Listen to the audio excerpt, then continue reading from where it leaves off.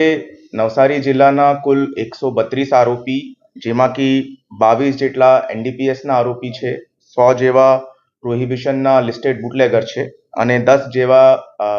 Listed જુગારીઓ છે. તે તમામ 132 લોકોની એલસીબી ઓફિસ ખાતે પરેડ રાખવામાં આવી હતી. તે તમામ 132 આરોપીઓ ની સાથે પોલીસ દ્વારા પૂછપરછ કરવામાં આવી હતી અને એ બધાને કાયદાની અંદર રહેવા બાબતમાં સમજ પણ કરવામાં આવી હતી. આ ગુનેગારો ખિલાફ ચાલતી પોલીસની ઝુંબેશના ભાગરૂપે એ તમામ ગુનેગારોની ઉપર પોલીસની નજર છે. એ તમામની એક્ટિવિટીઝ પોલીસ અત્યારે મોનિટર કરી રહી છે અને કોઈ પણ ગેરકાયદેસર એક્ટિવિટીની અંદર હોતા એમની જાણકારી પોલીસે મળતા તાત્કાલિક એ બધા આરોપીઓ ખિલાફ કડકથી કડક કાર્યવાહી અને કડકથી કડક પગલાં પોલીસ ડિપાર્ટમેન્ટ દ્વારા ભરવામાં આવશે. અત્યારે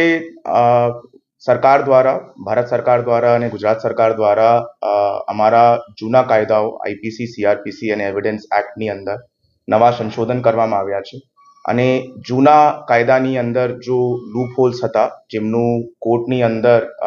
ફાયદો ઉઠાવીને ઘણી વખત આ ગુનેગારો ગુના કરવામાં સક્ષમ રહીને અને કોર્ટથી છૂટી જતા હતા. હવે નવા કાયદાની અંદર જ્યારે મેન્ડેટરી વિડીયો રેકોર્ડિંગનું પ્રોવિઝન આવ્યું છે, તો અમારે પોલીસ ડિપાર્ટમેન્ટને એવી ઉમ્મીદ છે કે એવી રીતેના વારંવાર ગુના કરવાવાળા આરોપીઓ ઉપર અમે લોકો અંકુશ લગાવી શકશું અને આ લોકો માટે જો મેસેજ છે તે ક્લિયર છે કે ગુનેગાર યા તો ગુના કરવાનું છોડી દો, નહીં તો ગુજરાત છોડી દો, કે આ ધરતી ઉપર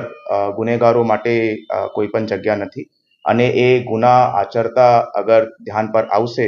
તો પોલીસ ડિપાર્ટમેન્ટ કાયદાની જોગવાઈ હેઠળ તમામ